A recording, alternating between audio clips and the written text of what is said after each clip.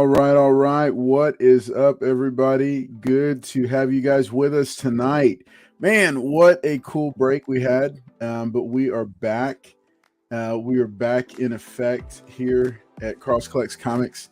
And man, I'm excited because this is episode number 72 of Monday Halls Live. And we're just going to be hanging out with you tonight, sharing some of our pickups over the holiday weeks.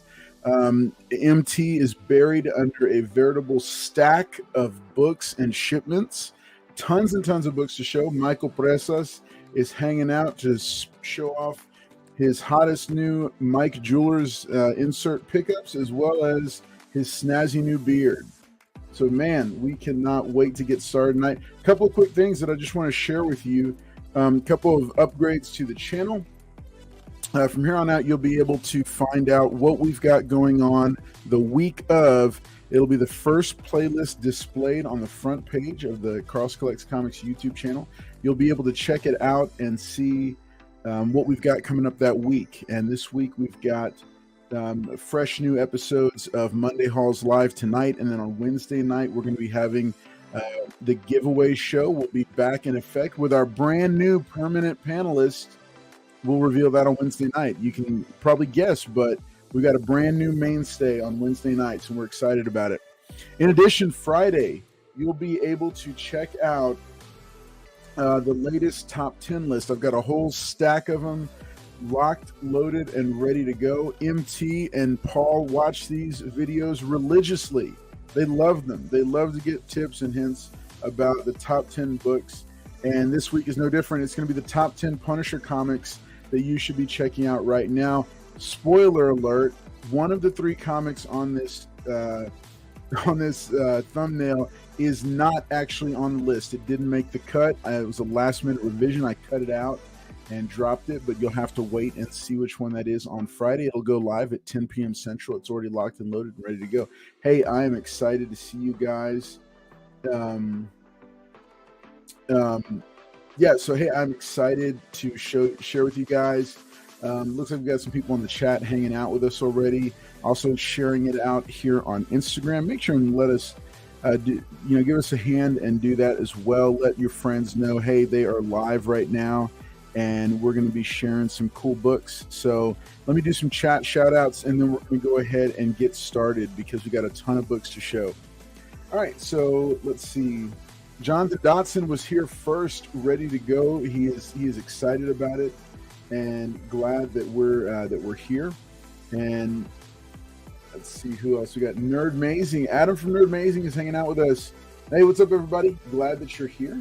Excited to be here doing this. Let's keep going through the chat and checking it out. Mary Jimenez, it is good to see you as well. Thank you for those who have been paying attention and watching.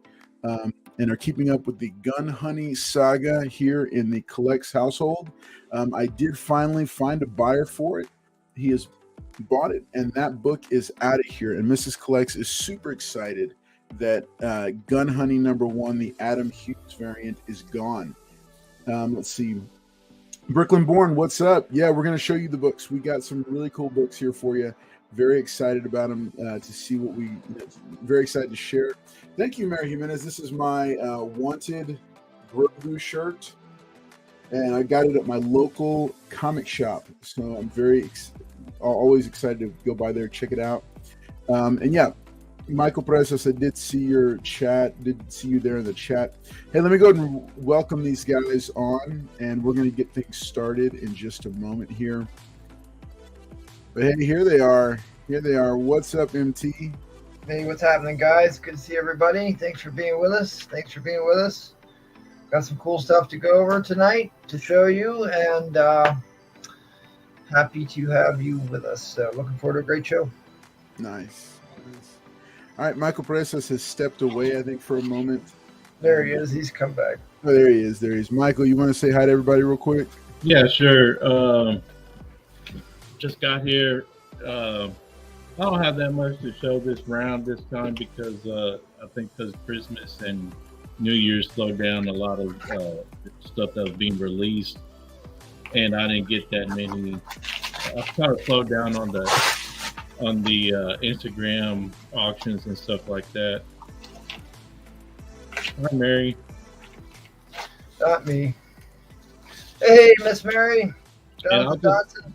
Good to see the you. only thing I got is whatever I got the past couple of weeks, and enough jewelers that I had already shown before, but I'm deciding to keep, and I'll tell you why. So stay tuned. Awesome.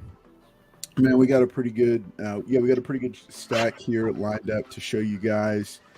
And let's bring it back over into that. All right. So hey, we're excited. We're going to show off some books. I've got some stuff. Just got a. It's not MT. I would not call it a eBay horror story, but I am a tad disappointed in an eBay lot that I got. You got me hooked on buying lots off of eBay. Oh, risky endeavor. I know it is. It is. So I'm going to go ahead and show this off first, and then I'm going to pass it off to MT. I know he's getting some stuff ready. I had these. Let's see if they improved. They kind of did. Okay, so I've been so for those who've been watching, keeping up with the channel and like my buying habits, I've been really fascinated with Bronze and Copper Age DC books, specifically All Star Squadron, because we've got Roy Thomas coming up. He's going to be here in town. A little bit later in the show, I'm going to tell you all about a convention going on in the greater Houston area. And there's also, I think we'll be releasing details about how you can mail in books to get them signed. But we'll get to that later, if not this episode, maybe in a couple episodes once it's all ironed out. But I've been on a quest. DC Comics presents All-Star Squadron. Let's see. I forgot the third one. Yeah, all those books from that time period.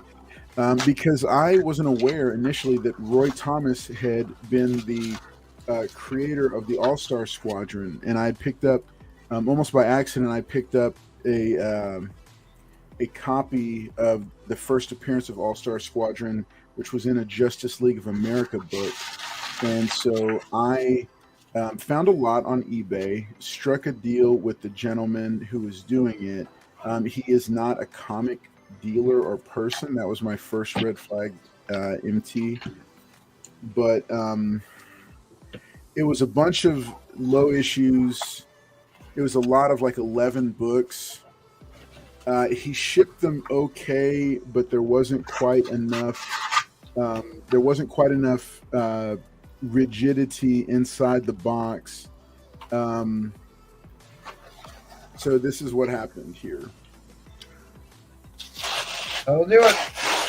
Yeah, and the problem is they were all stacked with the spines on one side, right? Yeah. Yep. So, and what people don't realize, if you stack them with alternating spines, it actually adds rigidity to the stack as well. I know. They won't bend as easily like that. I know, and so they all have a tick. And none of these were contenders, and I knew that going into it. So Indie Key, here's the deal. I got them for such a low price. I don't find these books in the wild for like $1 or $2 anymore, and I got a really good deal on them. So I went ahead and I'm going to go ahead and keep them, and I'm not going to mess with the buyer. Well, the thing is, they're really not that bad, but yeah, I mean, this was kind of, I was a little bit, Yep, that's classic eBay. Yeah, so I'll show off which ones I got. There was no keys in this. This was more to fill out my run because I am going to have. Well, Nerd Amazing. If you watch the show, I have an ongoing saga teaching people how to ship comic books. We go over what not to do. Yeah, we've got I do have a series I'm prepping. It's much like the How to Collect Comics. It's How to Ship Comics. It's going to be 3 episodes, and we're going to get into that. Hopefully I'll be able to finish that this year. So this is All-Star Squadron number 7. All-Star Squadron number 8. All-Star Squadron number. I love this cover. These are all Joe Kubert covers, and they're So all. now, did you get a color break out of these, or we just got extra spine stress? What's the level of damage are we talking about? It varies. It varies. Like this one, I don't know. I don't. This might not even be a break. It's definitely a tick, but I don't know that it's a break. This has a break. People may think, as you as the seller on eBay, you think, well, that's not that much damage. What difference does it make? Well, now you got to figure you're gonna have to pay somebody $10 a piece to press each one of those books to get it back to the state that you purchased them in. You know what I mean? It is a big deal. Yeah. So this is number 9. So I just love that. I like the kind of old school nostalgic feel of this title. Let's see. This one is not color breaking, but it's definitely a ding. This is number 10. Number 11. In old bags. Yeah, of course. Old wrinkly bags, right? Yeah, and they it's kind of interesting. They've got he's got all the notes. He's got notes on them. Well, that's nice. I like it when you put the notes on there. Yeah, I mean, you can tell these came from a collector's stash. The story was the guy who sold them was like an antique picker, an estate sale picker, and he just had a stack of them and wanted to sell them off. So I threw him an offer. He came back for a couple dollars more, and I said, sure, I'll take them, knowing that I wasn't getting anything near mint. But the thing was, look, so he did package them. He just didn't know how to package them properly.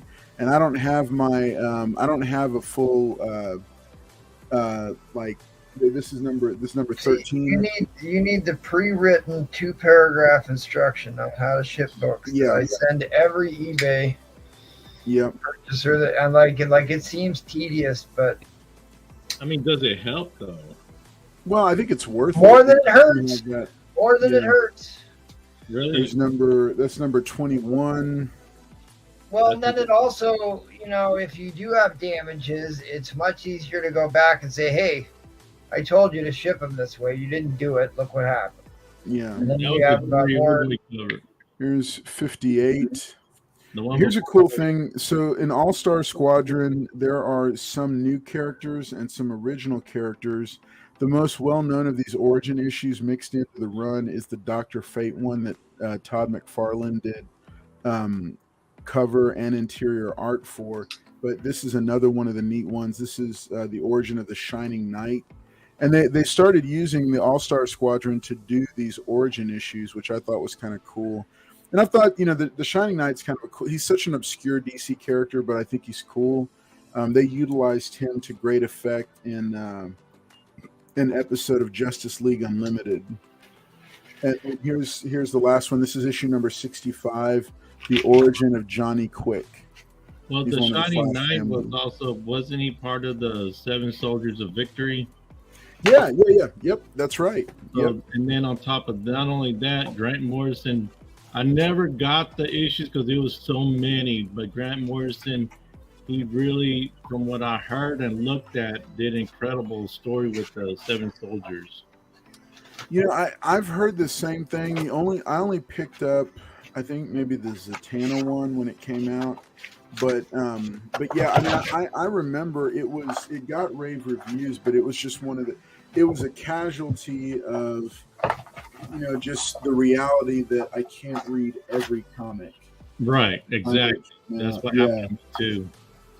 And so I didn't get to read it at that time. So I've got these under a stack of dividers and with a roll of gaffer's tape on them. And okay, at that point, I'm going to go ahead and send it on to. I'm going to go and pass it along. Let me ask you this, Carlos: are you going to go after Infinity Incorporated that Roy Thomas and Todd McFarlane did? No. I only have issue number 1, and it's a mid-grade, and I'm not gonna try to get like a lot. Okay. Yeah. So okay. Hey, let me pass it on. What's up, Tony Stank? Good to see you. Indy Key, That's a good note. Good note. Y'all make sure and check out what Indy Key's dropping in here. He's dropping some wisdom here. Also, MT's idea to have a pre-written couple of paragraphs that you can send to every seller.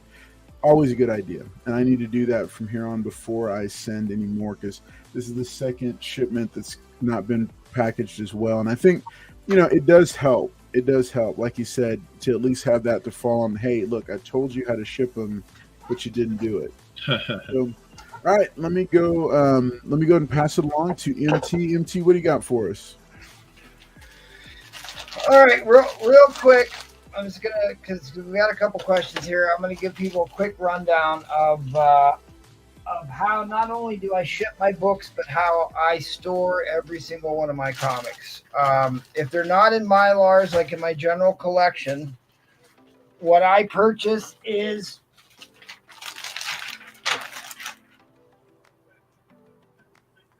bags for thick comics. What that allows me to do is to put 2 or 3 backer boards in every comic that I own. It feels much safer in the hand. It doesn't bend. 1 backer board is not enough to protect your comic. It's going to help, but it's not enough, really. 2 is really going to be so much better. And if you notice, just like in a photograph that ages, one side of the board is coated and the other side is not. So there is going to be a natural bend that happens to your boards, especially as they age. So because you can tell when they come out of the box, they look a lot like this, right? I can show you my whole stack of a brand new package of boards. Yeah. Okay. It's because one side is coated, just like photographs that are really old, like they roll themselves up. So what I do is I put the smooth side facing out so that they work against each other to remain in a flat plane. It's a much more secure way. If you try and put 2 or 3 boards in a regular size bag, you're going to bend over the edges of your comic because there's not enough room in the bag to do it. Good little tip. It's not that much more money to buy the thick version of Silver Age or Current. It's a good way to do it on Moss, and like the cost of fullback and halfback boards are astronomical now. You're cheaper to just buy double regular boards and put it in there. But I love what are they called again? Fullbacks? Yeah, the fullbacks, because they're buffered on both sides. No, they're only coated on one side. There's one smooth side, one rough side to fullbacks. I've owned the one set, and it was Silver Age, and to me, I thought they were buffered on both sides. Yeah, it's only borate coated on one side, and during the break, I'll go and pull a board from a comic that was stored with the comic facing the wrong side of a backer board, and I'll show you exactly what that actually looks like. So, when we talk about alternating spines, it creates an even stack, where if you stack them all on spines on one side, it's all really thick on one side, causes the books to shift in shipping. So you want a nice symmetrical surface when you ship. So that, even when you store books, that's the proper way to store. Indy Key Comics is saying the same thing. I thought they were, but no, they're not.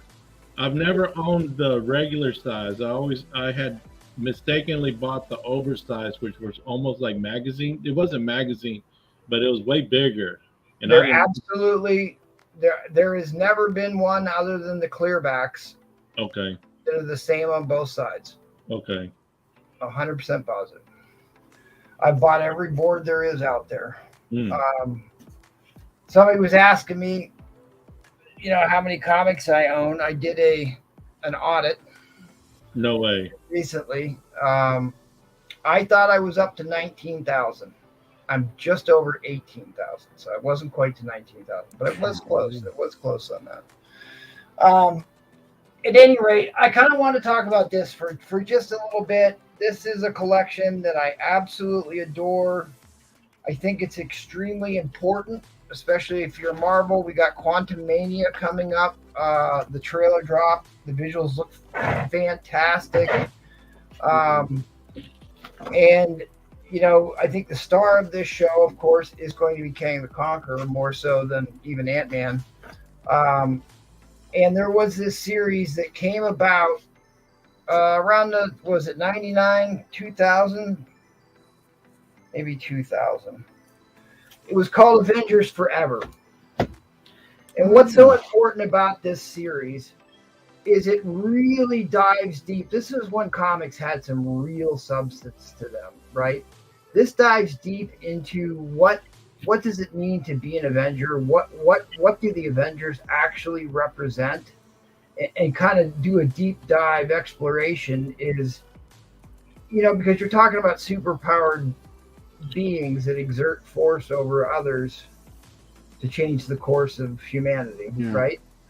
So all these Avengers get transported to this future where the Avengers have been immortalized, and there's there's a whole cult religion based upon them, and they're going and conquering worlds, right? So the other interesting thing about this is that Kang the Conqueror comes and saves them, and he's been portrayed as a villain throughout all of comics before he gets into this series, and now he's kind of a protagonist along with the Avengers, and so you see Kang is wrestling with his old self. Immortus was more of a diabolical type character, because Immortus and Kang are the same person. They talk about all the variants and stuff, right? Is it this book? So in this book, which is the big key book out of this series everybody's collecting right now, they talk about they pluck these Avengers from all the important events that happen throughout the history of Avengers. So you've got Rick Jones gets plucked out because he was the big key character in the Kree-Skrull War, along with the super intelligence of the Kree. They pick out Janet Van Dyne from when she led the Avengers. Captain America, when he was disillusioned and gave up his identity as Captain America, he became the Nomad. So that's when they pulled him out. They pulled out Clint Barton right as soon as he became Hawkeye, after he was a villain first, right? So it's him, and then they have Hank Pym right after he got in the domestic violence problems in early Avengers. Rick Jones I talked about. Hank Pym when he just became the later on in his career after Giant Man, where he had like a lot of regrets. There's Captain Marvel. There's Moonstone. I'm sorry, Songbird. Songbird, who was a villain, who was a brand new Avenger, and then Libra, who was an ex-villain. The artwork in this is phenomenal. It's super existentialism. It's a trip through time. It's massive battle scenes. It is a really great thought experiment in this, and it gives you the absolute definitive history of Kang and all his different iterations. And I'm interested to see if they're going to do this. Kang travels around in this pocket dimension called Limbo, right, in time, and he flies around on this Sphinx-looking spacecraft. You can see it right there, right? So at any rate, it's well worth a read if you want to pick it up. I think it's important piece of Marvel history. You can basically get a trade paperback and learn quite a lot about it. All right, so now I'm going to show you some new books that I got. I don't know if I got this from you, Michael. Did I get this from you? Yes. The Loser Special #1. I'm a big fan because of anything that's got Native American iconography on the cover or stuff that I collect. I wonder if anybody in the chat can tell me what Native American tribe this symbolism comes from.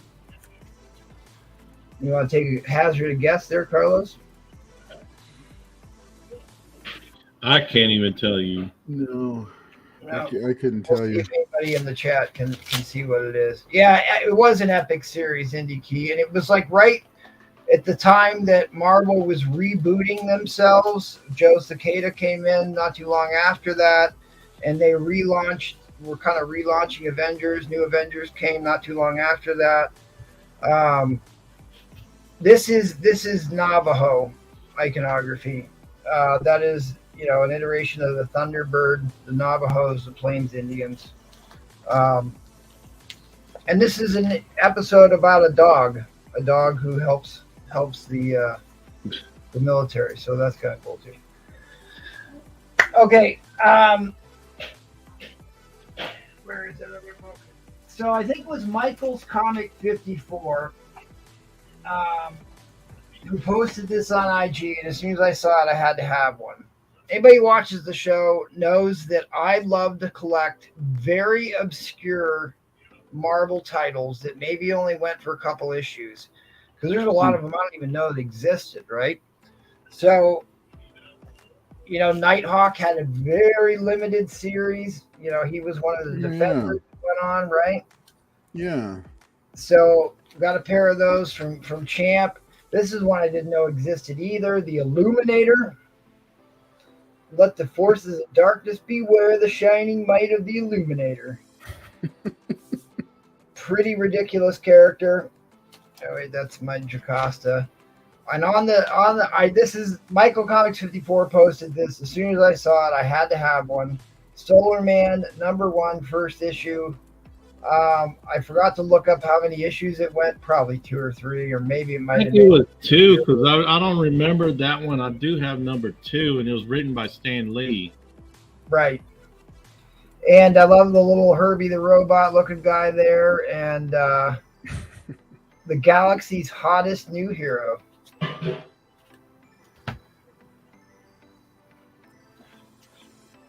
Yeah, to Heroes Reborn, right.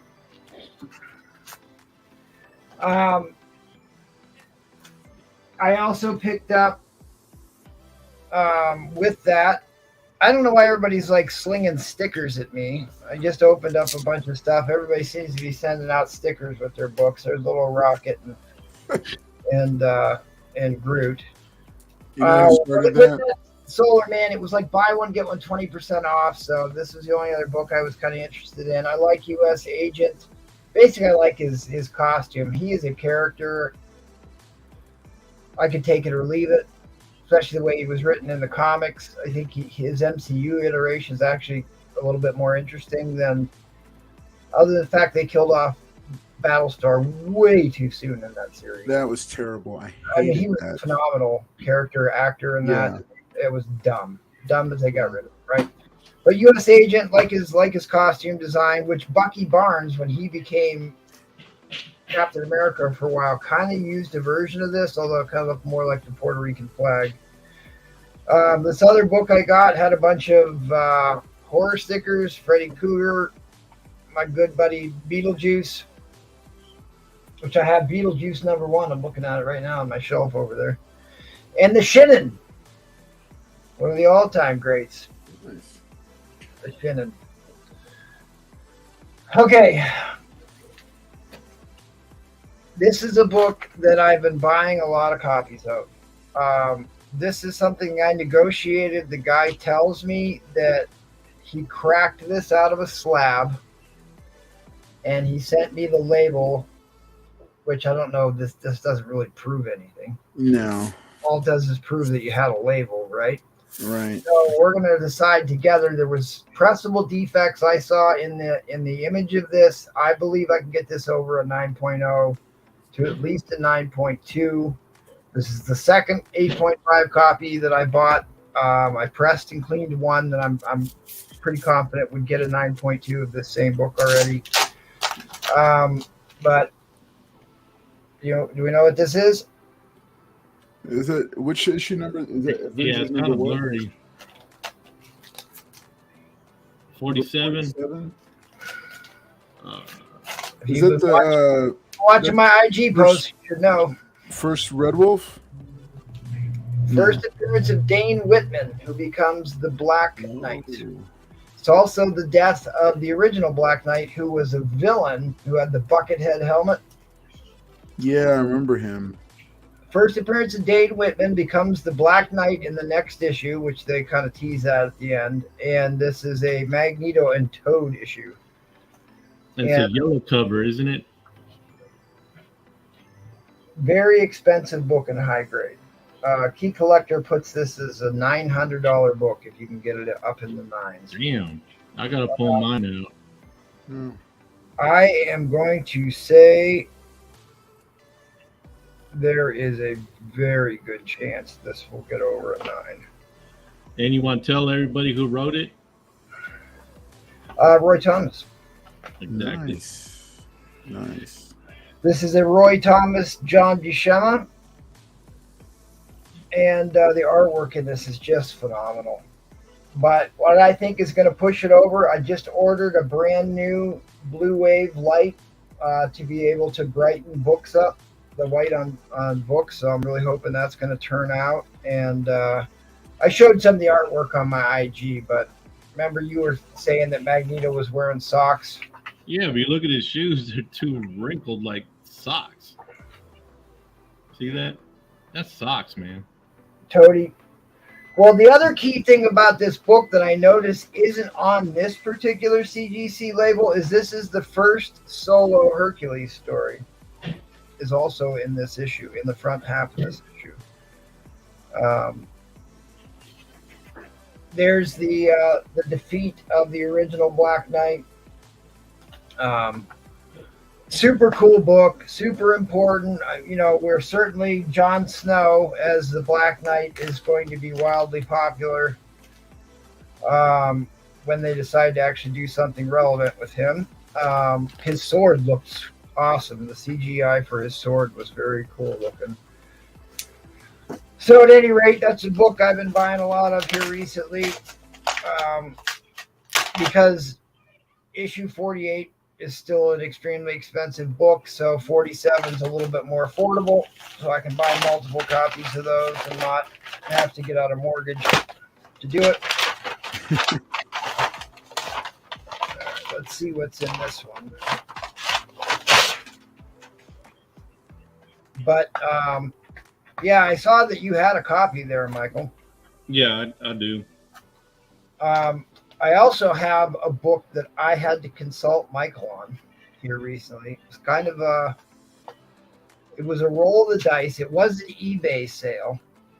So I had to bring Michael in to consult on this one because he is kind of my go-to guy when we talk about this coming up here. Okay.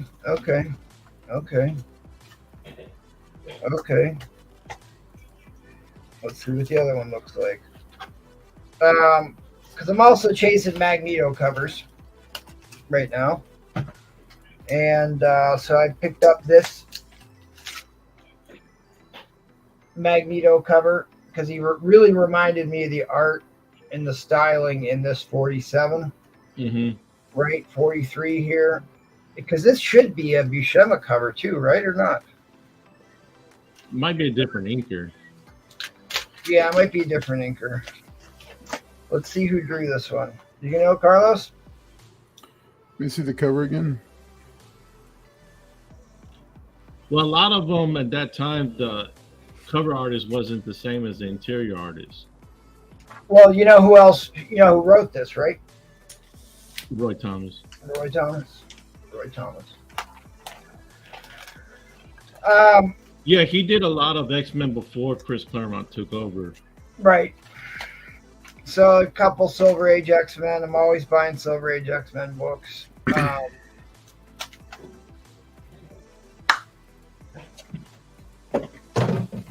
Okay, here it is. I bought this book for a couple of different reasons, but it's important because the quantum medium, Ant-Man's pretty hot right now, right? So, all-time classic cover. Yeah. Oh, yeah.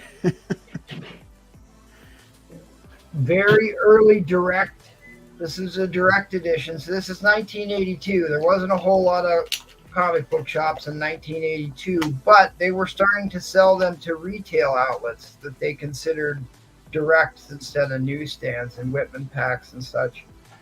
But why I paid so much money for this book and why I had to consult Michael on this. Beautiful. Oh, nice. And with it clean in the press, there is one small color break on the outside cover. The inside cover is freaking gorgeous. Yep. So if you guys don't know, if you get a double cover, CGC will grade both covers, give you a grade on both covers, and the highest grade they'll put on the big portion on the window, right? So this has a very real chance of getting at least a 9.4 or higher. And if you can get a double cover graded, it's usually pretty big, especially if it's an iconic issue like this. The Ant-Man riding the arrow, we saw that in the Avengers movie. Michael, I think it was Civil War. Was it a Civil War? Yeah, you're right, Civil War. So Michael and I talk about, we collect insert books and double covers and errors like that. So I talk with Michael about that quite frequently. He and I in tracks. So I had to bring him in to ask him what he thought I should cap it out at. Of course, went higher than.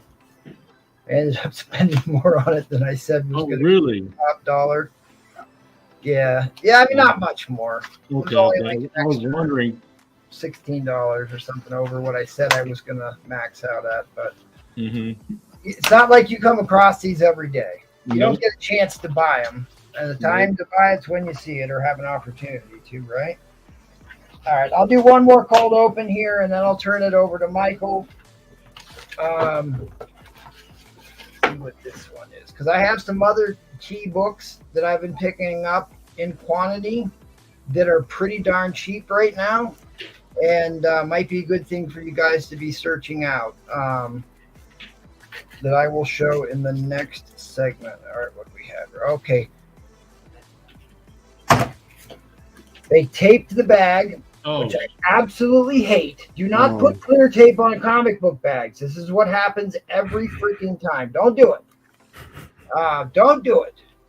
It's the bane of my existence, especially using packing tape. That drives me insane. So what I do is I take backer boards are cheap. When you're switching boards out, you keep your old boards. You use them to pack up books. You put one board on the top.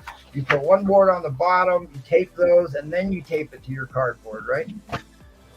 That's a little trick. God, I knew that as soon as I saw that. Sorry, gang. Venting here a little bit. Yeah, I hate packing tape on. I don't think packing tape should be used on the inside of a package at all. Period. I just think it's too rough. I needed an upgraded copy of Invincible Iron Man 66. The first time there is a Thor battle cover in an issue or in a title, those tend to go for more money. It's considered a key. And so I'm always picking those up. And this got right where the bag ripped. What do you know? Right where the bag ripped, I've got some damage on the spine that was not in that picture. Who'd have thunk it? This regrettably, this was an eBay purchase. It also has a stain on the back cover that looks like food stain that I don't remember seeing. I definitely wouldn't have bought it. And he's having a slice of pizza while you packed your book. Yeah, maybe hard to. You see that? Yeah. Sounds like it came from a person we know. No, it didn't. I know. That's too bad. Well, again, I'm probably going to contact the seller, and this is my advice about that. It is very tempting to charge right into the message the seller and just start to tear them a new one, tell them they're an idiot or they don't know what they're doing and this and that, but you're not going to get a very good response for that. No. So I try and use it as an opportunity to educate them a little bit in a very nice way and not condescending way. They're more likely to respond to you positively, give you at least a partial refund, and then hopefully they won't burn the next person on down the line. I think if we can educate everybody, then, we're all a community. I don't want the next guy to buy to get burned either. So try and use it as a teachable moment and and try and be respectful to the seller, because they may be new, they may be somebody just getting into it, and they just maybe need a little guidance. So I usually take that route, and it's been very successful for me. So at any rate, I'm going to turn it over to Michael. I've been on way too long. So Michael, what do you got for us, buddy?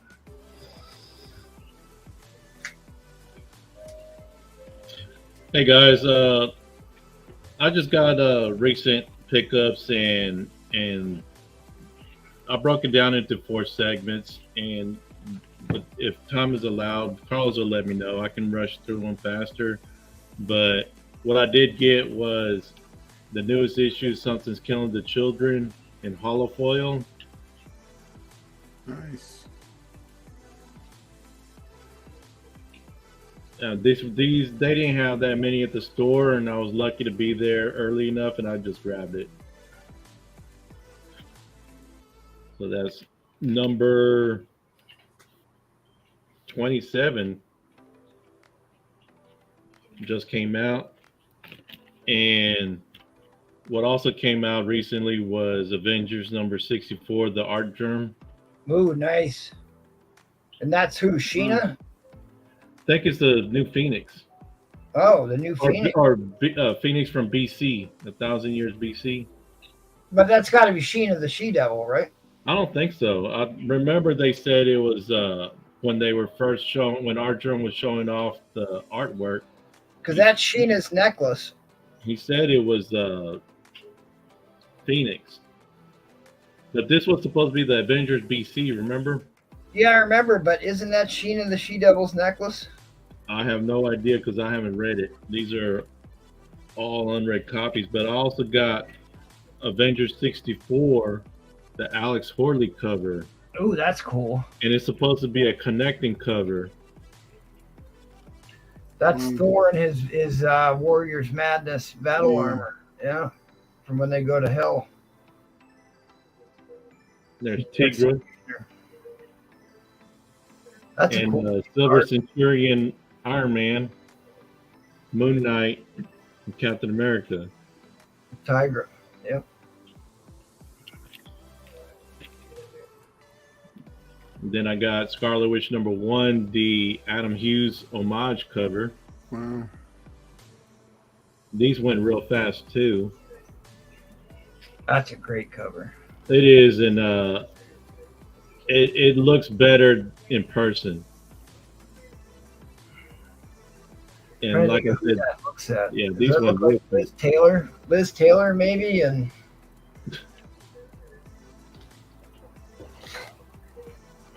or actually it looks like the evil queen in Snow White, right? Well, it's supposed to be the homage cover to the West Coast Avengers. Yeah, the West Coast, right. So, and that's it for. Like I said, I broke them down into 4 groups, and I'll tell you why. And like I said, Carlos will remind me if I need to hurry up, and I'm gonna let it go back to him, so that way I could have more time to separate the segments that I got them in. Yeah, hit run through maybe half of them of what you got. All right, A quicker pace, but you're good. All right, I'll do the next one. Was of course the cosplay covers. Purgatory Must Those Die. are interesting. Those are interesting to me. Does either of you know where do they get? Like, are those professional cosplayers or like One of them lives in Texas. Are they models or? Yeah, they're professional cosplayers. Okay. And I think one of them, if you remember when Sci-Fi had that cosplay show a couple years ago? I do not. The woman that was the judge was a professional cosplayer.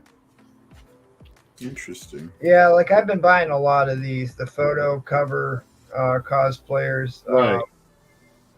I think that it's good. I think cosplayers are a critical part of the community, and they're not just putting uber supermodels on these covers. There's kind of like all kinds of different people from walks of life that they've been putting on these Red Sonja covers. And So this is Immortal Red Sonja number 3.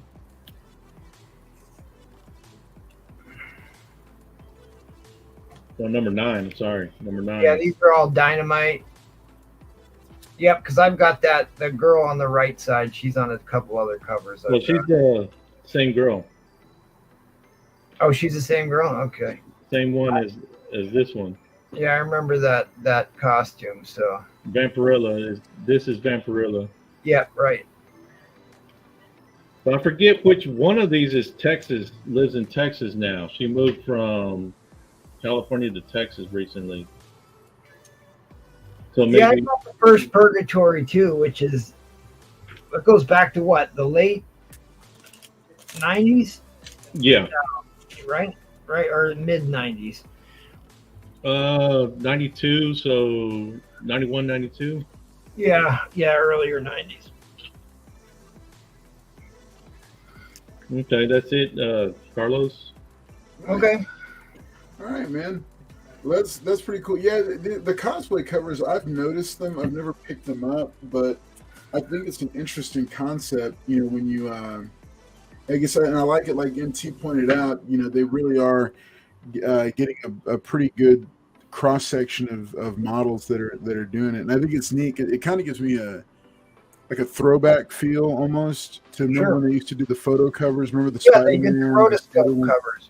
Yeah. Marvel Team Up had the Captain America one, right? Yep. Really neat thing. All right, guys. So, hey, I've got a couple of other, but make sure, and hey, if you haven't already, thanks to the 16 people that are hanging out with us right now, if you haven't hit the like button, make sure and do that. That helps get the algorithm kicking, lets people know that we are going right now, and will also help with just the overall channel. Also, if you haven't subscribed to the channel yet, make sure and do so. We broke 1,000. We are going to be making our way towards 1,500 is going to be the next giveaway. I will go ahead and announce the book that we're doing the big book that we're doing for the giveaway at, I don't know, maybe say 1,100. So another 20 subscribers and I'll announce a big book that will be given away. All right, so I've got a few books here some more books to show off. I showed off my All-Star Squadron eBay lot that I picked up, but I do have quite a few more books to show. All right.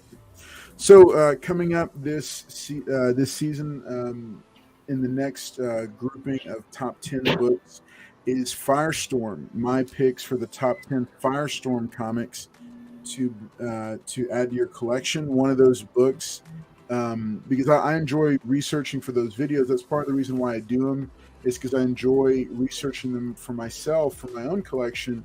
And so a lot of times I'll pick characters that I like but don't know a lot about.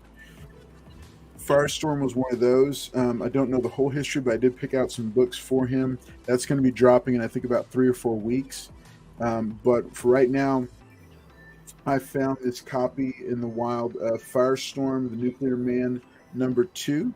It's a real cool cover there with Superman popping up, and then Superman is also the one who introduces him to the Justice League of America, and where he ends up joining. I'm putting this at about a 9.0. It does need a clean and press, and it's a pretty clean copy. It does have a couple spine dings, so it's definitely not going to go above a 9.2. But it's with a clean and press, I think it'll be settling real nice at a 9. So the significance of Firestorm, the Nuclear Man #2, is that this is his second appearance. So a lot of times second appearances get overlooked, especially for maybe C-list characters. And I've always been a fan of Firestorm. I just love the design of the character, and so when I spotlighted this as one of my picks. But I found this and said, hey, I'm going to go and pick this one up over the holiday break. I'll save that one for last. I think I shared back on the last episode before the Christmas break about my debacle with Blue Beetle Graduation Day #1, the 1 in 25 variant. I did get a refund on that, and it got processed.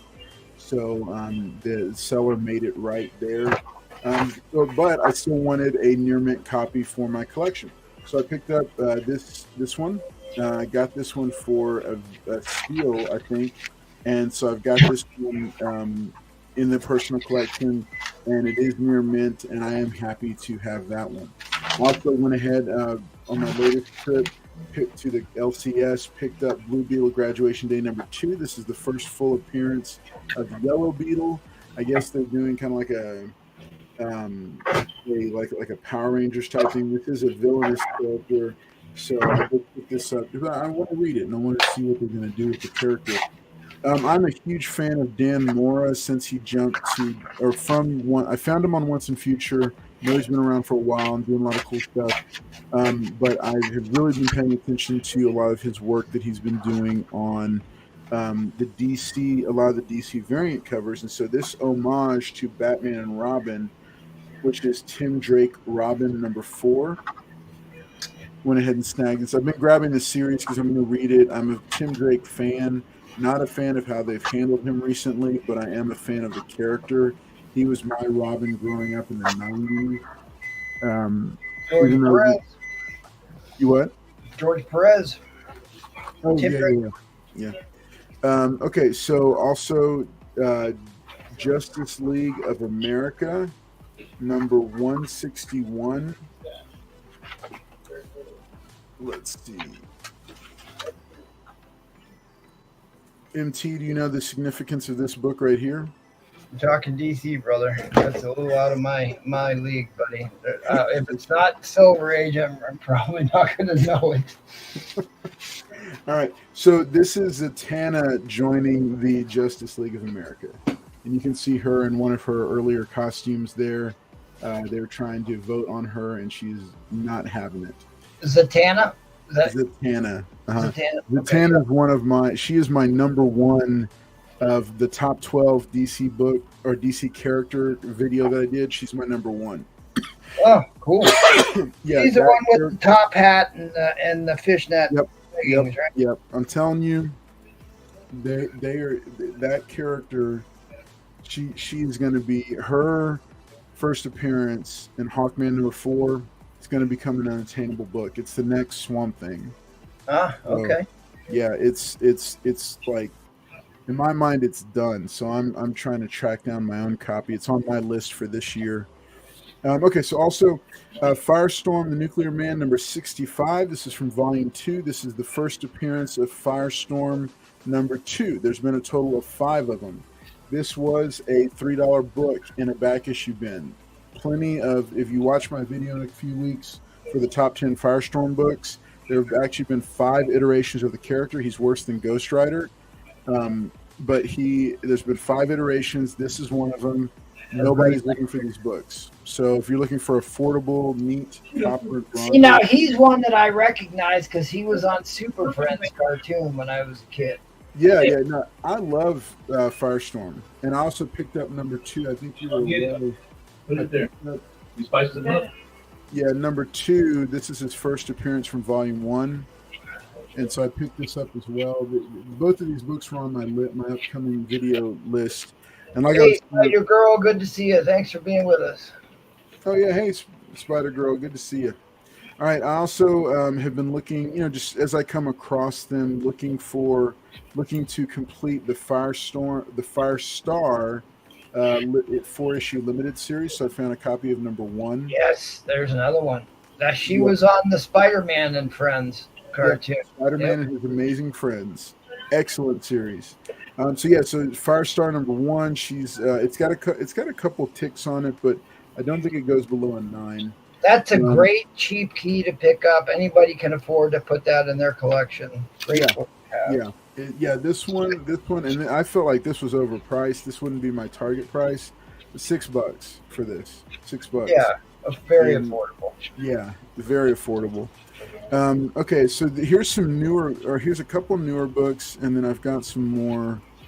Yeah, these are all books I have not shown yet. Okay. Yeah. Oh yeah, man, I have a couple of bangers in here. Okay.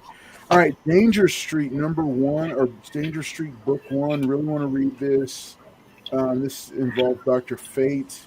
I don't know much about it. It's written by Tom King, and it is a Black Label book. Really looking forward to it. Specs is a book that I've picked. I picked up the first issue. It was decent. I'm hoping it doesn't go too like political, ideological. It doesn't seem like a fun story, but I don't know. It could go that way. So I picked up issue number 2. I said I'm going to read it. I'm going to see if it goes too far outside of my purview. I will not pick up the rest of them. But it had a cool premise. These glasses are like a monkey's paw type of thing. The wishes come true, but not in the way that the 2 young guys intended.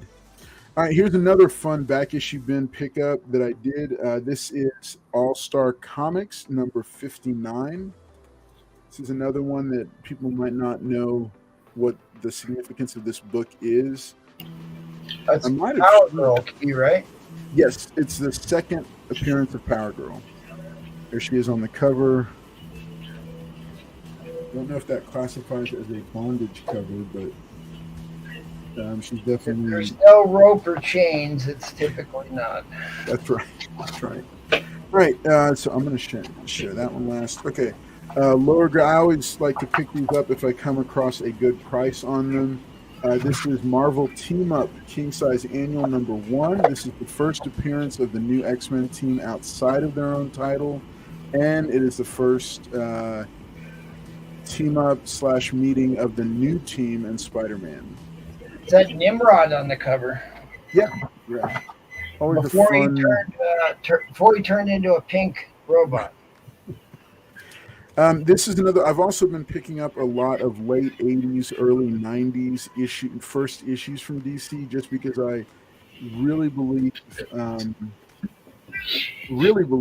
that James Gunn is going to do a lot of cool things with them with the deal. So I came across 2 near mint copies of The Huntress number 1 from 1989.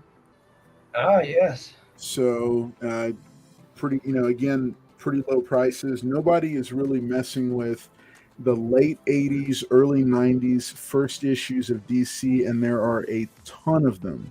I haven't paid over $5 for a single near mint copy of any of them. I'm talking Green Lantern, Demon, Huntress, Power Girl, so many of them. Well worth picking up for reading material. Because that's right after she got the new costume, right? Yep, yeah, and this is definitely the darker take. I was more aware of the Huntress after this recent reboot for Justice Society of America. Really interesting concept and worth picking up the first issue to read. Michael Presos was actually the one who turned me on to that one. So I've been enjoying it.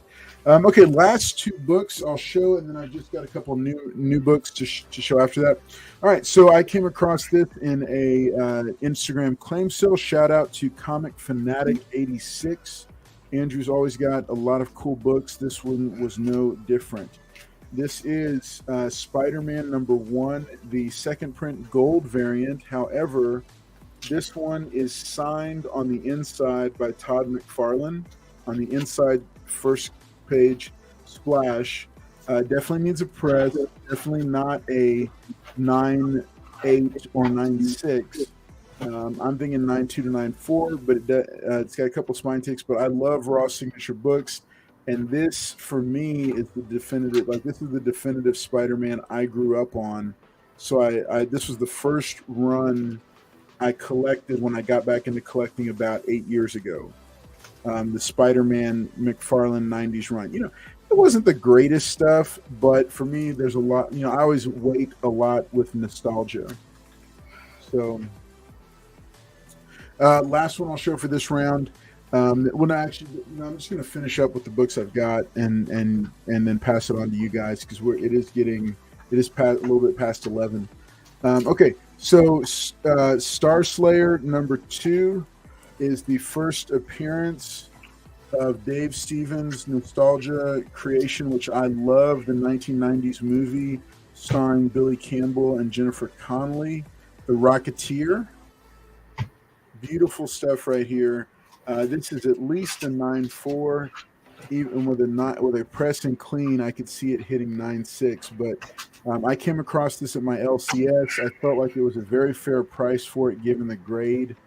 They always tend to grade a little bit lower or a lot bit lower than it actually is. So I felt like I got a really good deal on this one. And I am a huge fan of the Rocketeer. I've been picking up his books whenever they do a read. So this is it right here. Star Slayer number 2. I also have 1, 3, and 4, which I think is his first story arc because it was only backup series.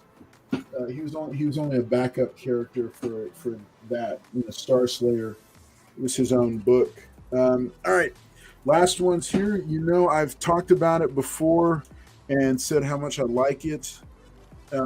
Once Upon a Time at the End of the World is a really fun, traditional, apocalyptic, neat, cute, great art, cute romance between the two lead characters. Just a fun book, and it had a neat twist on the issue at the end of issue 1. So I'm looking forward to reading these, and I'll let you know if that's worth picking up. Also, I picked up the homage and a cover for another book that I've recommended called Traveling to Mars. Really cool Silver Surfer homage. Yeah. So Traveling to Mars definitely had a poignant feel to it, even though there was definitely a comedic slant. I enjoyed the first issue immensely because this character, who is a lovable loser, makes the decision because of his deteriorating health, make the decision to go on a one-way corporate-sponsored trip to Mars, and then he has second thoughts after his ship has already taken off because he realizes he's not going to get to see his mother again. And that caught me. Yeah, that just got me. So I said, you know what? I'm going to finish reading it. Well executed, fun, tongue-in-cheek, interesting story. Didn't have a lot of the graphic, kind of gratuitous content that, can sometimes ruin a comic book. So I do recommend picking up issue number 1. I'll let you know in next week's episode what I thought of some of these books because I haven't read them. I also hear this is cover A. Haven't rebagged it yet. You know that I've been doing cover buys of Dan Mora. I picked up the first one, which was Batgirl number 13, that had a yellow cover of Dick Grayson and Batgirl as young'uns. Now here they are in the corresponding cover, grown up as Nightwing and Batgirl yet again. Awesome set of covers. I'm looking forward to having Dan sign those and then displaying them side by side because they really are. I love his art style. It's really great stuff. He does a really good job with it. Those are purely cover buys for me. I'm also still somehow, some way, still picking up Moon Knight. I thought I had dropped it from my pool list, but my LCS said no.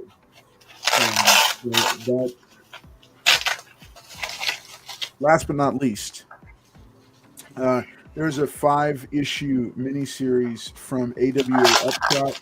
If you're into horror and theology and science fiction, this is the perfect mashup. This is essentially The Exorcist in outer space after mankind has colonized different planets. They're now trying to figure out what exactly are they up against in a future version of Catholicism. Really neat stuff. Does have some graphic content, so it's not all ages, but the ideas within are very intriguing and is well worth checking out. This is Sacrament number 5, issue number 5 of Sacrament, put out by AWA Upshot. I am very impressed with these guys and some of the stuff they're doing. Looking forward to getting some of their creators on the Friday show to interview them and talk about some of their works. This is also the same label that put out Primos, which I'm a big fan of. Okay, yep. They do tend to ideologically get a little bit far from me in some of their titles, but they do a really good job of kind of staying middle of the road with a lot of them. Yeah, Carlos, I'm very shocked that you got that book because I saw it when it first came out and immediately thought that you were gonna skip it. Well, here's the thing. When it comes to, like, I love to read a good story. I love it when the ideas and themes are presented well, even if I don't fully agree with them. I Right. felt this was the same. I classify this with like Chosen, which recently became it was renamed as American Jesus a few years ago. Really solid Antichrist story, but definitely a lot of content in it. And the same with Sacrament. There was definitely some content going on here, but as far as the ideas and the themes presented and this man's journey through a loss of faith, I was very intrigued by that because it's a very human thing. You know, faith is something that we at times wrestle with, sometimes deeply, sometimes destructively. And I always like reading stories like that. So that was, I think, the biggest thing that drew me to Sacrament. I mean, I'll always pick up a first issue of something that has theological ties to it. I'll always pick that up for the first issue and check it out.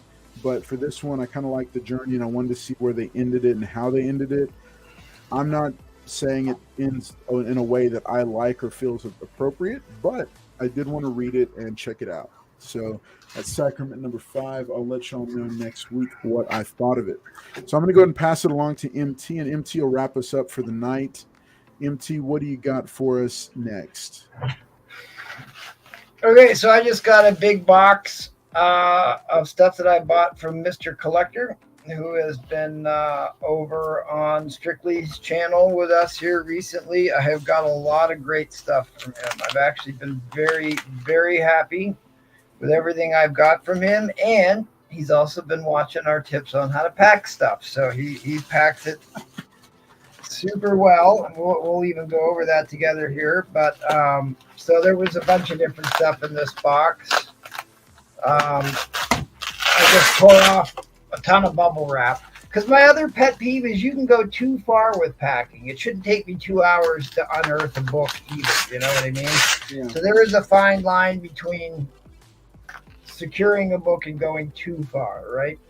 Because a lot of times if you overpack, then you end up damaging the book trying to get it out. So keep that in mind. Oh yeah, I forgot I bought this. I've got a raw copy. I think will hit a 9.8. This is a 9.2 first appearance of Thunderbolts.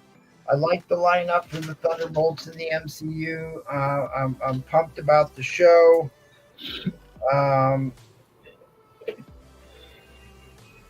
Why did this get a 9.2?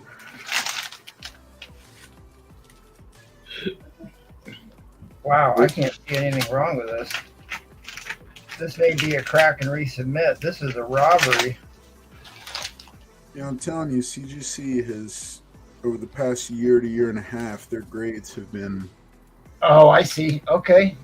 There is pressable non-color breaking defects. I see it now. There is a bunch of stress. Where's I take it out of the Mylar? I'm not a fan. I don't keep my slabs in Mylar. They're super loud. They cause a lot of shine, and I just don't have room. It's easier to stack my tons of slabs if they... Give me all yours then. See it? Can you see it right there? Right where the bottom staple would be? Right. So this is a crack press resubmit 9.8 candidate. Absolutely. Not a color breaking mark on it. I'm going to check the grader notes. But that is enough to knock you down to a 9.2, and that is easily pressable. So cool book. And of course, the difference between a 9.6 and a 9.8 is substantial price wise. I've got a couple copies of this. This is the only slab of this I have so far. It's definitely a book worth picking up while you still can. Super happy to get that from Mr. Collector, and I'm glad it's got pressable defects. So good deal on that. And if you watch the show regularly, you know that I am not afraid to break open a slab live on the air. So maybe we'll get to that here next week or something. I know everybody gets a kick out of me destroying slabs. So, because I tore open a G.I. Joe issue number 21 here for Christmas live on the air here on the channel. Oh yeah, yeah, yeah. Remember that? And I actually fixed that one. It got a green label because the centerfold was detached, barely detached at the staple. I was able to put that back together, and nobody was the wiser. Okay. This was another one I picked up. I really liked Dune. I liked the new Dune movie quite a bit, so I was going back and getting the old Paul Atreides original the original Dune movie. This is the first official appearance of the movie of Dune. There was a story written in Eerie Comics about Dune that had the first imagery before the movie came out. It was in the 70s. But this is the first cover appearance, adaptation of the film. Awesome book to have. Awesome book. This is one, I can't remember if I bought this or he threw this in, but what are we looking at? What homage are we looking at here, gang? Fantastic Four #1. The first family of Marvel right here. First family of Marvel. John Byrne. Featuring Star Wars, Star Hawks, John Byrne, Dial H for Hero, which Carlos likes. Yes. Together for the first time in one mighty magazine. So this would probably cover DC and Marvel. That's cool. So I'll be interested to dig through that. This is the first issue of Amazing Heroes. Okay, so classic Gemini. I open it up. First thing I see is blue tape. That's a good sign. Good sign. Means we're doing good, right? Next thing I see, I'm looking at a backer board and not a comic bag. Big bonus. Big bonus, right? He's got pull tabs on the blue tape. Another big bonus. Although I don't like this. Don't tape it to the Gemini because when I try and pull the stack off, I can't get it free because you've hidden the pull tabs on them. But other than that, you get bonus points for putting not only backer boards, but fullbacks on the top and the bottom. And fullbacks are a hot commodity, man. Don't be wasting those fullbacks. Expensive, yeah. Yeah, these are brand new. So at any rate, like I was saying before, on a fullback, and these are actually halfbacks, they're not fullbacks. But you can feel it. Run your fingers. There's one. Halfbacks, MT. Yes, halfbacks. Are those buffered on both sides? Yes. Okay. No, they're only buffered on one side. Run your finger over it. One is smooth and one is rough textured. Even the halfbacks? Even the halfbacks. Yeah. Even the halfbacks only have the coating on the one side that doesn't allow the transfer of the acids in the paper. So all comic books were made with cheap paper and relatively cheap ink that have acid in it. And I forgot to grab that board. Maybe if I can grab it real quick, I'll show you guys. But it like totally imprinted the cover because they put the backer board on the wrong side, and it's a new backer board that they used. So at any rate, let's keep moving on this. But even the most expensive boards are only coated on one side. Yep. All right, we got some Fantastic Four and some really nice Mylar, really good shape on that one. I'm not a huge Fantastic Four collector, but especially Doom, Kang covers, I am definitely picking those up. This is the first appearance of Blastar. I've got a super high-grade copy of his first appearance in X-Men shortly after this issue, so I'm looking forward to pairing it with that one. And one cell save him. Blastar is a cosmic-based hero. He was in Annihilation Wave 2. Here's an awesome Doom cover. Awesome Doom battle cover. The Peril and the Power, issue 60 of Fantastic Four, 12 set goodness. And this is in great shape. Better than advertised. Great book. Great book. Thank you to Mr. Collector. Awesome, awesome FF Doom cover. I forgot I bought this. Did I buy this? Maybe I did. First appearance of Godzilla. Godzilla King of Monsters. Oh, who'd you get that from? Mr. Collector. Yeah, I was watching. You did buy it from him. Okay. I saw that episode. This one pops up all the time. Every time they're gonna wheel out another Godzilla movie, this will get hot again. So I'll just tuck that away in the war chest.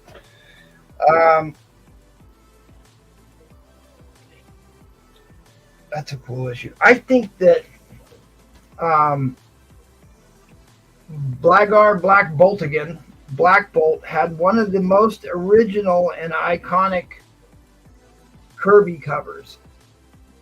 It was a really unique character design, costume design in Black Bolt with his wings. They would go on to copy that in Submariner's new costume. They also Jack Kirby also used it in a character he also called Night Flyer that he did for Topps Comics in the 90s when Topps was selling so many baseball cards. They did a little foyer into comic books, and they paid Jack Kirby a ton of money to come over and create some characters. And he basically did a version of this with a kid with goggles, but it's the same damn costume. But at any rate, awesome. Issue number 59 to go with my 60 here. And awesome books there. Thank you, Mr. Collector, for those. Is this might be from him here too, or it might be a different one. No, this is I purchased this from somebody else. They wrapped it in bubble wrap. Okay, fine, good with me. But bubble wrap is all well and good, but if you don't have rigid cardboard on each side, you're not doing much good. Because bubble wrap is flexible, as we well know. So let's see what we unearth here. We have tape on 3 sides. Okay. That's Mr. Collector in the chat. VF Plus. Carlos, this is a book that Carlos doesn't like. He doesn't know anything about this issue. Did you get that from Mr. Collector? No. Oh, okay. I'm yet to get a really high grade copy of this. They're hard to come by. This is Carlos collects one of his all-time favorite books, The White Tiger, and Peter Parker, the Spectacular Spider-Man #9. This was supposed to be a VF Plus that had a slight spine roll that I could easily fix. I see one little spine tick maybe. Let me give you another collecting tip here, gang, especially when you're digging through the long boxes and maybe they've got an old bag on the board and you want to figure out if there's spine ticks on the board that you're about to buy or the comic you're about to buy. If you run your finger down the edge of the spine, you can feel a cover breaking spine tick very easily. It's very noticeable. If you just run your finger down the spine, you can feel it. So it's a good way to flip through comics and LCS quickly and determine how good the spine is without having to pull it out of the bag and look at it, right? So at any rate, I do believe I can get this one up into the 9s with a little work. But as we all know, this is a favorite comic of the show here in the first White Tiger. Okay, 2 more books and that's it, and then I'm done. I'm going to actually show some DC books. I'm going to show some DC books, gang. I know. It is a cold day, but ironically enough, it was a book that Carlos had just showed, and I had a book that would complement that. At least this is what Michael tells me, that this is the new costume, the first appearance of the new costume of the Huntress that was in the issue #1 that you had shown. Is that right, Michael? I didn't have that. I didn't show it. No, Carlos showed it. Yeah. Isn't this a new version of her costume, first appearance of her new costume? Yeah, I mean, that's the first time that she went with the French cut thigh high thing. Like the thigh cut. Right. Well, hang on, let me see. Pull out your book, Carlos. Let's compare. Yeah, let's see. Oh no! Actually, what? Yeah, no. I mean, that's definitely a different costume, but it's very similar to this one. No, that's the same one. Other, she's got a little bit more cleavage, the plunge cut cleavage, but that's the Yeah, and then newer. look at the belt. But does she have the logo on the belt buckle on? Yeah, she's got the logo, the belt bucket. Oh, yeah, She's she got does. Okay. she's got the thigh piece, the garter, whatever they call that, right? Yeah. And she's got the gloves. What year is that issue? November 24th, 1992. Okay, yeah, this was 89. Okay, this- so yeah, so these, that would have been beforehand. So maybe this is just a slightly different variant it's of the still, costume it's from that. It's definitely different. The other one I have is someone told me this is the key. I don't know anything about it, so maybe somebody could fill us in here. First issue of that volume, and then I think it was first John Byrne on Superman. By Byrne and Well, Austin. it's also No. oh, it's Metallo from the Silver Age to the Modern Age. Oh yeah, okay, yeah, because Byrne had already worked on him at that point, hadn't he? Right. That's how he got. That was Was it the third- Man of Tomorrow miniseries? There was a miniseries that he worked on before that. It was Man of Steel. Then he was doing three Superman titles at the same time: Action, Superman, and Adventures of Superman. Gotcha. Get you some Daniel Son action playset. Wax on, Like, wax yeah, off. Tricky Traps are the same thing. Yeah, Metallo in the Modern Age. Insert book. Yeah, they yeah, I remember them having them. Rarer than kryptonite. The only way to get one volume, Man of Steel. So you're saying who's in this? What first appearance? Metallo? It's not a first appearance. It's him in the Modern Age, but the man with the kryptonite heart. The green-eyed monster there. Huh? Okay, well, cool. Well, that's basically more than enough for me tonight. That was what I received in the mail today. Wow. And the two DC books were just stuff that I got here recently. I pulled out the show. And again, my recommendation for reading before the Quantum Mania movie, or if you're just an Avenger or Marvel aficionado, I think that this is a must-read story arc. Avengers Forever. I know they kind of rebooted this series recently. I bought the issues. I haven't read them of the newest series because Marvel writing recently has been horrendous. Yes. In fact, I'm always looking for recommendations on if anybody has a series or a title we should be buying, reading, looking at. I'm always open to recommendations because I'm struggling for anything modern to buy right now. I haven't canceled my Thor subscription. It's the last one I'm kind of hanging on to. But yeah, if you guys got anything, drop it in the chat. Let us know. But thanks for taking a look at what I got today. Very cool. All right. Well, I was going to go and show. Let me go and show a couple of things, or just two more quick things before we end. Hang on a I have second. one more round, Carlos. You what? I have one more round. Oh, you got more? Okay, cool. Here, Yeah. let me jump it to you and show us. Oh, what okay, you got. want to go to me? Yeah. All right, to finish things off, I went ahead and picked up an artist that's been going around cons and finally got published by Marvel, or whatever you want to call it, now that Marvel published his covers. The guy by the name of Lobos, and it's a X-Men Annual #1 that just came out, and it's a variant cover. So since he's been doing cons, I like to try to pick out artists that are unknown and underground right before they explode. And also #1. It's a #1 issue. This one and Mary Jane Black Cat #1 variant by Lobos. And the same thing, because it's a #1 and because it's him and he's been going around cons around Texas, I decided, hey, let me pick it up and see if this guy explodes. I'm gonna get him to sign it next time I see him, submit it to CGC, and see what happens from there. Because I got to tell you guys, Michael's got a good eye for new and up and coming artists. He was the one that told me about Natalie Sanders, and I really like her cover art.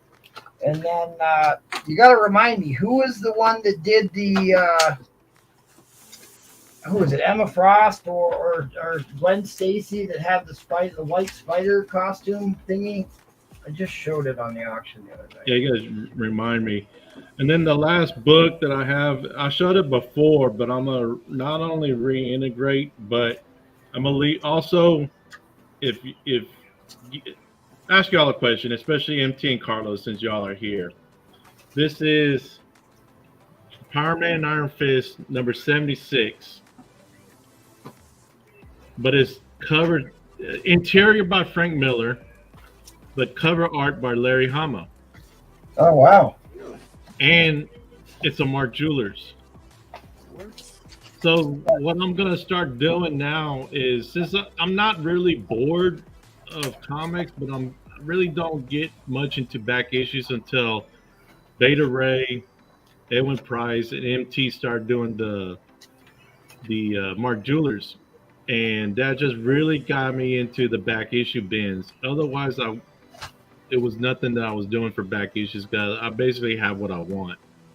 There, I mean, you know, there you got your keys and other books that are out there that, you know, if I come across, I come across it. But finding these Mark Jewelers and getting them signed, I think is what my next thing is. I'm going to start doing. Yeah. And the thing is, it's not in high grade. I don't know if you can see that, MT. And yeah, I can see it. It looks like a mid-grade issue. Yep. And I didn't see this at first, but it's got a big old line running across it. So would you, in your opinion, get this signed and slabbed? No. Carlos? It's not that difficult to pick up. I mean, even though it's a Mark Jeweler, right? Mm-hmm. Yeah, I mean, if it's not at least, especially given what it is, if it's not at least in the VFs, I don't see the point myself. Okay. Like I'll say this. Okay, so like I have maybe like a 3.0 to 3.5 copy of the first Iron Fist, like the first appearance of Iron Fist. But that's a big chip, right? Yeah, that I'm gonna get signed and slabbed. That's understandable because it's a key. This is not. Yeah, no, that's what I'm saying. Like, I'm using it as a comparison. Like this, I would signed, yes. Slabbed, maybe not so much. Well, okay. I don't even know if I would get it. Well, I mean, I get it signed. Depend on the price of the signature. I wouldn't pay more than $10 to have that book signed by somebody, because I just don't think it's significant enough to warrant spending more than that on it. You know, and I've had to make those kind of hard decisions at like other conventions when I had like a huge stack and I had to winnow it down. That one wouldn't make the first cut, to be honest. Let's throw this in the mix. How many covers did Larry Hama draw? Not that many. Not that many. No. And that might be worth having it signed or paying a couple extra bucks to have it signed because of how scarce his cover art is. Because there was another chance. There was, I don't know if you know, artist by the name of Pat Broderick from the 70s, 80s. Oh, sorry. We're missing the interaction here. Karen Andrews? Says Car Andrews. Oh, Car Andrews? Is that the one, Michael? Carrie Andrews. I bought the book from No, it's Car Andrews. No, I met him a couple of times. He told me it's Carrie. Yeah. Really? Yes, it's Carrie. Yeah, that one. Yeah, show it to me and I'll tell you. Yeah, that's Carrie Andrews. Wow. Yeah. Gorgeous. But anyways, like I said, I have a Hulk double cover. Covered was drawn by Pat Broderick. The thing is, his name doesn't hold too much weight. So my problem was, should I get it signed and sent to CGC? I still have time. The guy's still around. So that was my dilemma in Dallas of last year was should I get it signed or not? Yeah. Somebody said no, and it was a person by the name of Strictly. So if you want to boo him, you can, or if you want to say he's right, you can. But he told me no because we both looked it up on eBay. His name doesn't go for that much, so that's what swayed me. Just like what Carlos was saying, just like what MT's saying, that swayed me. Okay, no, I won't. I didn't do it. Now with Larry Hama, you heard two sides. You even heard MT go to two different sides, and he changed his mind. So I still got time. I'm still like I said, MT Carlos, anybody in the chat, whatever y'all say, Strictly if you're listening, Comic Tracks if you're listening. I didn't change my mind. Yeah, you said how many covers has Larry Hama done? And then I said get it signed, don't get it slabbed. Well, why wouldn't you get it slabbed if you're going to get it signed? Money. Why do you need to get it? Why do you need to get everything slabbed? Well, because what if he doesn't have a COA? You don't need a COA. Man, look, COAs, I create them to help me with record keeping. But as far as like legitimizing the signature, it doesn't mean anything. You're going to get a COA because Trax is a certified witnesser. We're going to get him there. No, that's not a COA. But CGC doesn't do COAs, do they? No, but Trax as a certified CGC witness can provide a CEO that has weight behind it. Okay. That's not just somebody out there in the marketplace. It's somebody who's got credentials behind it. You know yeah, I mean? I'll put it like this. I'll tell you what. For half the price, I'll provide a Carl's Collects Comics. That'll devalue it. You don't want to do that. leave it for debate, and I still got time to think about it. Maybe if I can find a higher grade before the show in a Mark Jewelers, because like I said, Mark Jewelers getting signed and submitting is what I'm going to start doing now. Well, I guess this comes down to the other question. I mean, if it's for your PC, you're never going to part with it. What does it matter when it comes back? Theoretically, you'd never part with it, but you don't know for sure.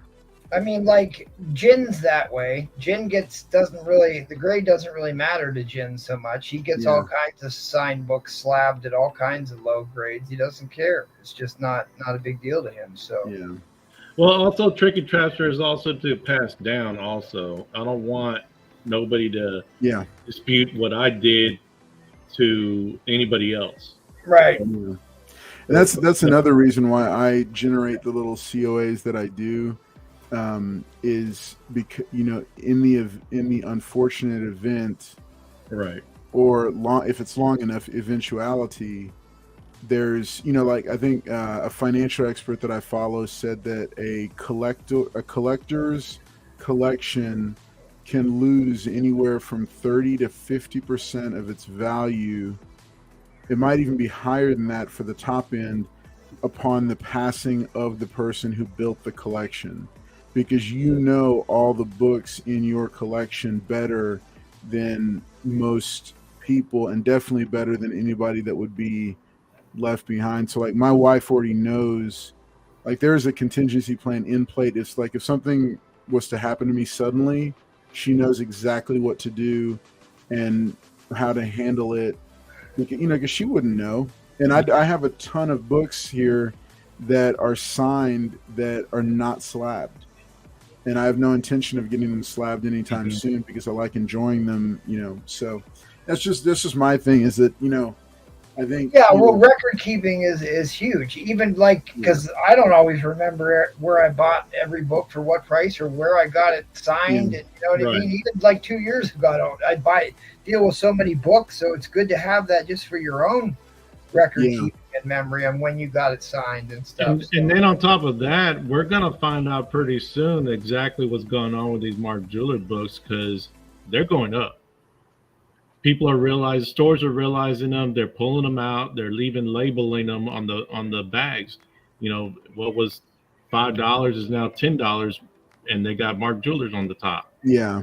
So it's gonna be pretty soon that who's right and who's wrong. Who would have thought to submit and slab a Mark Jewelers. Yeah. I No, mean- that's true. That's a fair case. That's a fair case. So I mean, again, high grade Mark Jewelers have Right. always gotten a premium. exactly, but something like this, how many times can you find a Power Man Iron Fist, Larry Hama that's coming to the show, PowerCon show, and get signed? Right, because I've heard that argument many times on Comic Tom and other guys that only say that Mark Jeweler only matters in the high grades, and I don't Yeah. think that's the case anymore. I don't think that's the case. I think it's changing because yes, I think you're right. Even 7.5s are starting to go up in value. Yeah. And we're gonna see that pretty soon. Yeah. And Right, it doesn't well, have to be key. That's a non-key book that's going up. 7.5s are going up. So good note, good thoughts, guys. Let me close with just a quick showing two quick things that we'll have to pick up the Mark Jeweler discussion next week because I think there's some good stuff. In fact, you know what? We'll do a Mark Jewelers episode next week. How's that sound? I'm up for it, but I don't know if I'm gonna be available. Wait, did you finish showing your books? Yeah, I'm done. Yes. Okay. Mark All right, Jewelers so is hey, always real a quick, pleasure. I mentioned it. So this was part of my haul from this past week. I mentioned it, so I wanted to show the accompanying cover. This is Batgirl number 13 that recently just came out this past month. This is Nightwing number 99 that just came out like a week or two ago. So the idea of having both of these signed and displayed next to each other, I just thought really cool from when they were younger to when they're old to their modern iterations. And then, so other thing, so this is not a new haul piece, but it is, I did just finally get it framed and matted because I wanted to do something cool with it for the collector's cave here. So this is a print that Carl Potts did, and he signed it down here,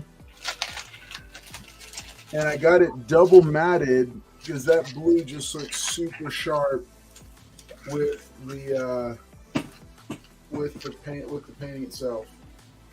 So I just wanted to show this off. Hobby Lobby did it very affordably. Did a really good job with it. You would never know that it was by them if it wasn't for the sticker on the back. But yeah, so I just wanted to show this one off because this is pretty cool. This is going to go on the other side of the cave of the loft up here, so it probably won't ever be on camera. And then I've got some other framed signed pieces of art by like Rags Morales, Jock, Jim Lee. They're all up here. So I thought I'd show that off. All right, that is what I got. Let's jump back to yeah, I hear you, Mr. Collector. All right, let's let everybody say goodbye for the night. Michael, you want to do a final thought and shout out real quick? Yeah, like I've been saying, and Mr. Collector, I was going to put in the chat, but I love it when they don't know, and that just works in your benefit. If you tell one, that's fine, whatever. Don't. If you really want to start getting into them and getting them on the cheap, don't tell them too much because that's your way of getting a stash before finding gold. I'll put it like that. It's like finding gold. You work so hard looking for it, digging through long boxes, short boxes, whatever, dusty boxes. To me, like I said, that's finding gold for me. But yeah, do what you like, pick what you like, collect what you like. Very That's cool. it. All right, let's bring it along to MT. Okay, guys, great show. Again, my reading recommendation, Avengers Forever. I think it was 2000 or 1999. It's Kurt Busiek, right? What's that? Is that Kurt Busiek, right? Yeah, he did Right. a lot of them. Not all of them, but he did a lot of them, right? No, that series he did, yeah.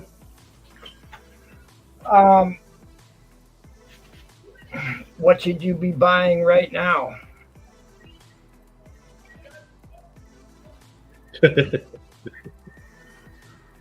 Buy it. They're still cheap. They won't be for very much longer. I have a set, and I just remembered that it was just so god awful. Just remember, I told you, right now it's $15, $20 book. It won't be for very much longer. Yeah. Super excited. Go watch the Quantumanium trailer. Some fantastic visuals in that. Hopefully it is better than the crap we've seen Marvel push out here recently. I have high hopes. I really like the guy playing Kang. He was in that Lovecraft show. I think he's a talented actor. He's got the physical build, and they actually, here's the thing about these Marvel movies. The costume designers and the set piece designers are hitting home runs in these movies. It's the writers that are destroying stuff. The actors are doing great jobs. The set designers are just hitting home runs. The costume designers are fantastic. Hopefully we get a good movie. So I'm optimistic. But at any rate, thanks for being with us. I won't hold you any longer.